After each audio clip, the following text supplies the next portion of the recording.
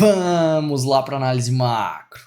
Bom, nós temos o dólar aqui do Brasil disparando 5 dias seguidos, já batendo os patamares de 5,30.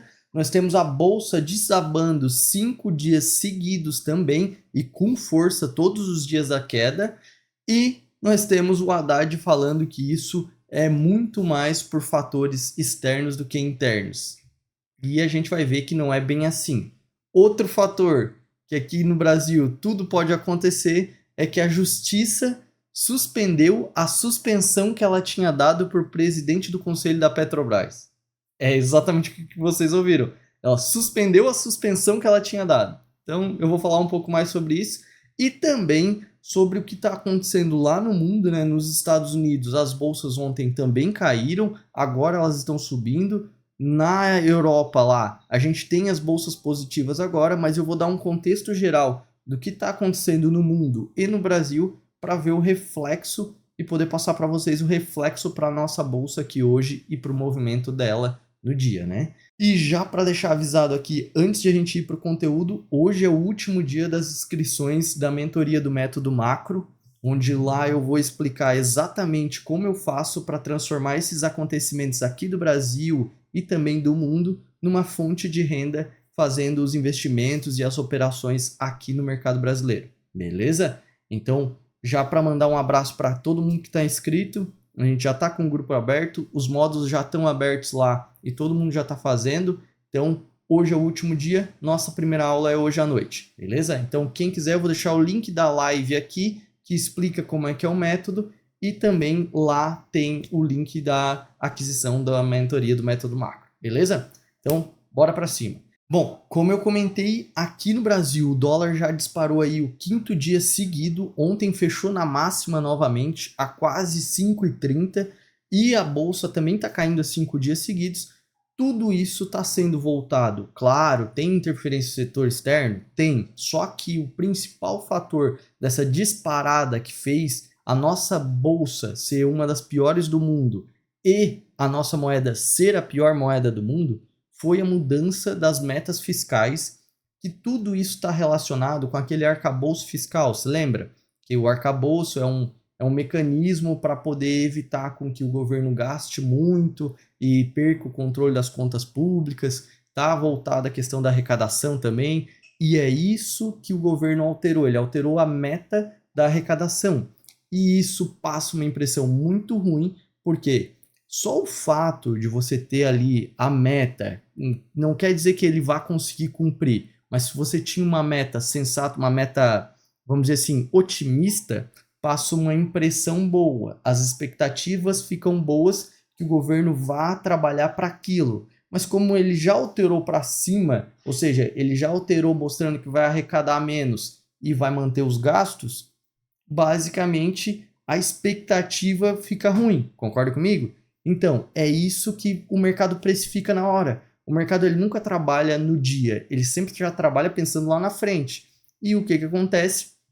Um movimento de pessimismo desse tem alta para o dólar, alta para os juros aqui do Brasil e queda para a bolsa. Esse é um movimento natural. É claro que o evento que está acontecendo lá no Irã e Israel é extremamente importante e causa pressão de alta para o dólar no mundo também. Só que enquanto as moedas emergentes, que são parecidas com o real aqui, estão subindo 0,50 por dia praticamente, a nossa está subindo 1,50, 1,30. Então, ou seja, o dólar está subindo frente à nossa moeda muito mais do que frente a dos outros emergentes. Por isso que já mostra que essa interferência política ali, essa alteração na política faz muito preço, sim. Tanto é que o próprio Roberto Campos Neto, que é o presidente do Banco Central aqui, ele sempre defendeu essa questão de que só o fato de ter uma meta otimista, igual aquela do Haddad, que quero zerar o déficit agora esse ano e coisa arada, a gente já sabe que é possível e é bem provável que não aconteça, mas como ele tem essa meta, a gente entende que eles vão buscar isso. E isso passa uma impressão boa. E a partir do momento que alterou isso, a gente já sabe que as alterações já são porque eles não vão nem querer buscar essa situação. Por isso que faz esse preço grande no mercado aqui do Brasil. E o Haddad também já veio a público, ele está lá fora, né? Ele veio a público dizer que a maior parte disso tem relação com o setor externo, blá blá blá, porque da guerra, mas a gente sabe que não é por conta dessa movimentação do mercado. Quem está no mercado vendo todos os dias vê que a nossa moeda se desvalorizou muito mais do que as outras no mesmo período e a nossa bolsa caiu muito mais do que as outras também, beleza? E outra coisa ali sobre a questão da Petrobras, teve aquela questão lá que a Petrobras tinha suspendido o presidente do conselho de administração da empresa por uma questão de conflito de interesses, e agora a justiça suspendeu essa suspensão. Então, assim, no Brasil tudo pode acontecer e isso é positivo para a empresa também, né? Porque a gente sabe que isso não era um fato positivo quando foi suspendido e agora virou isso. É positivo para a Petrobras aqui no Brasil e hoje a gente tem aí um alívio aí com uma possível alta para a Petrobras já meio que dada, porque o mundo também está bem positivo agora nessa madrugada. Então, se o cenário da política não atrapalhar, a gente pode ter alta para a Petrobras e também alta para a Vale por conta da produção dela de minério que foi divulgada agora. Veio uma produção, olha só, no primeiro trimestre desse ano, 6,1% maior do que no ano passado. E isso equivale aí a 70 milhões de toneladas. Então, 70,83 milhões de toneladas.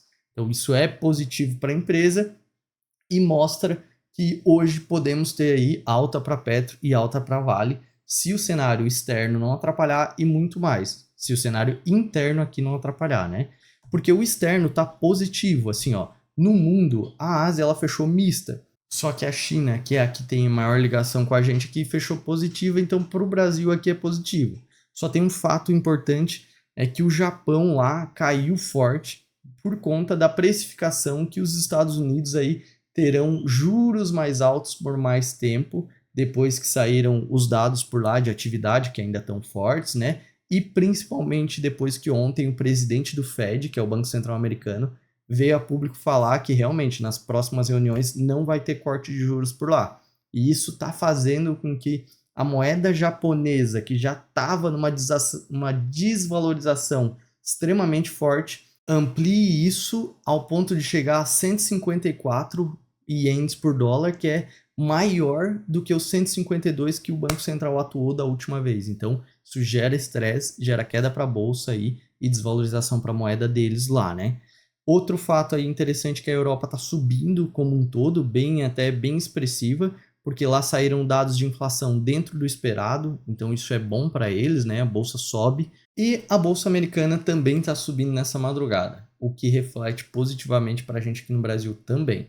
Então, para hoje, o cenário da nossa bolsa aqui, sim, é de uma abertura em alta para a nossa bolsa e abertura em queda para o nosso dólar. Só que esse estresse político pode ampliar tudo isso se vier mais notícias, mais informações, beleza? Então, se esse é o tipo de conteúdo que te interessa e quiser receber ele todos os dias antes do nosso mercado abrir, só se inscrever no canal. Se puder deixar o like, é o jeito que o YouTube reconhece nosso trabalho. Valeu, um abraço!